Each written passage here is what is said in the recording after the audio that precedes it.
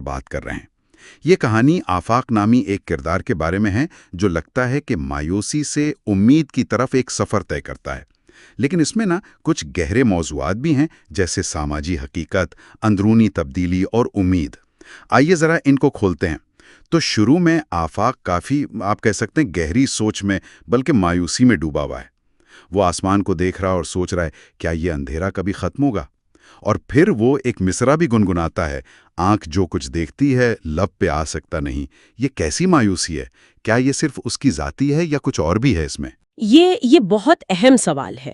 آفاق کی جو کیفیت ہے وہ صرف ذاتی نہیں ہے۔ آپ دیکھیں متن میں شہر کی کیسی تصویر کشی کی گئی ہے، لالچ، ناانصافی، ہر طرف ایک شور شرابہ۔ تو یہ ظاہر کرتا ہے کہ آفاق کی جو مایوسی ہے وہ اصل میں اس کے ارد گرد پھیلے سماجی زوال کا ایک عکس ہے۔ اچھا۔ جی، اور جب وہ بھیک مانگتے بچوں کو دیکھتا ہے اور اس کی آنکھیں نم ہو جاتی ہیں تو وہ صرف ہمدردی نہیں ہے، وہ ایک طرح سے اس اجتماعی بے حسی اور تکلیف کا احساس ہے جس میں وہ خود کو گھرا پاتا ہے۔ تو یہ جو ابتدائی منظر ہے یہ صرف کردار کا تعارف نہیں، یہ کہانی کے مرکزی مسئلے کی بنیاد رکھ رہا ہے، یعنی سماجی اور روحانی اندھیرا۔ تو گویا ذاتی اور اجتماعی یہ دونوں کیفیات جڑی ہوئی ہیں۔ ٹھیک۔ اچھا، پھر کہانی میں ایک اہم موڑ آتا ہے۔ رات کا وقت ہے، پہاڑی پر آفاق کی ملاقات ایک بزرگ شخصیت سے ہوتی ہے، بابا جی۔ وہ اسے تسلی دیتے ہیں کہ بھائی اندھیرا ہمیشہ نہیں رہتا، اور یہ کہ تبدیلی کی کنجی جو ہے روشنی، وہ ہمیشہ ایک دل سے شروع ہوتی ہے۔ اور ایک شعر بھی پڑھتے ہیں، یہ چمن ایک دن نغمہ توحید سے معمور ہوگا۔ یہ ملاقات اور یہ پیغام، اس کی کیا اہمیت ہے کہانی میں؟ یہ ملاقات تو کہانی کا بالکل محور ہے، کلیدی ہے۔ یہ بابا جی کا کردار آپ دیکھیں، ایک مرشد یا رہنما جیسا ہے جو اندھیرے میں راستہ دکھا رہا ہے، اور ان کا پیغام روشنی ایک دل سے شروع ہوتی ہے۔ یہ صرف دلاسا نہیں ہے، یہ ایک پورا فلسفہ ہے۔ فلسفہ؟ کس طرح سے؟ اس طرح سے کہ یہ اس خیال پر زور دیتا ہے کہ جو بڑی تبدیلیاں ہوتی ہیں سماجی ہوں یا روحانی، ان کا آغاز ہمیشہ انفرادی سطح پر ہوتا ہے، یعنی ایک شخص کے اندرونی یقین سے، اس کی بیداری سے، اور پھر اس کے عمل سے۔ بابا جی کا شعر بھی تو اسی امید اور مستقبل پر یقین کی طرف اشارہ کر رہا ہے۔ تو یہ مایوسی کے مقابلے میں امید اور عمل کا بیانیہ ہے۔ صحیح۔ اور یہ بات بھی دلچسپ ہے کہ آفاق صرف سنتا نہیں ہے، وہ اس نصیحت پر عمل بھی کرتا ہے۔ اگلی صبح ہم دیکھتے ہیں کہ وہ فجر کی اذان دیتا ہے۔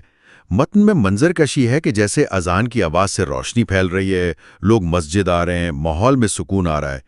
تو کیا یہ صرف ایک علامتی چیز ہے یا اس کے کچھ گہرے معنی ہیں؟ نہیں، میرے خیال میں یہ صرف علامتی نہیں ہے، یہ ایک عملی قدم ہے۔ آفاق کا اذان دینا اس کے اندرونی یقین کا بیرونی اظہار ہے۔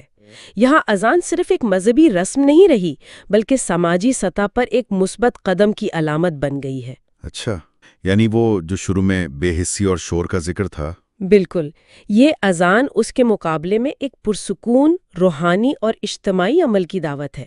تو کہانی یہاں آپ دیکھیں غور و فکر سے عمل تک کا سفر مکمل کرتی ہے۔ آفاق کی جو ذاتی تبدیلی ہے وہ ایک چھوٹے پیمانے پر ہی صحیح مگر سماجی تبدیلی کا باعث بنتی نظر آ رہی ہے۔ اور کہانی کا اختتام بھی اسی مثبت نوٹ پر ہوتا ہے۔ بالکل۔ سورج نکل رہا ہے، طلوع آفتاب کا وقت ہے، آفاق مسکرا کر آسمان کو دیکھتا ہے، اور پس منظر میں وہ شعر گونجتا ہے، شب گریزاں ہوگی آخر جلوہ خورشید سے۔ تو یہ ایک پورا دائرہ مکمل ہو گیا لگتا ہے، رات کے اندھیرے سے صبح کی روشنی تک کا۔ بالکل بالکل، یہ مایوسی سے امید تک کا سفر مکمل ہوتا ہے۔ آفاق کی جو اندرونی روشنی ہے وہ باہر کے دنیا میں بھی اجالا کرتی دکھائی دے رہی ہے، لیکن یہاں کہانی ایک بہت دلچسپ موڑ پر ختم ہوتی ہے۔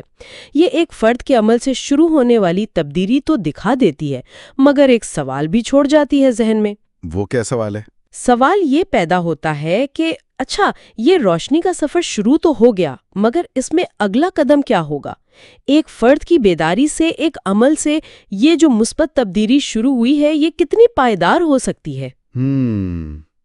یعنی کیا یہ کافی ہے؟ ہاں، کیا یہ واقعی معاشرے کے جو گہرے اندھیرے ہیں انہیں مستقل طور پر ختم کرنے کے لیے کافی ہے، یا یہ صرف ایک بہت امید افزا آغاز ہے جس کے بعد مزید شاید اجتماعی کوشش کی ضرورت ہوگی؟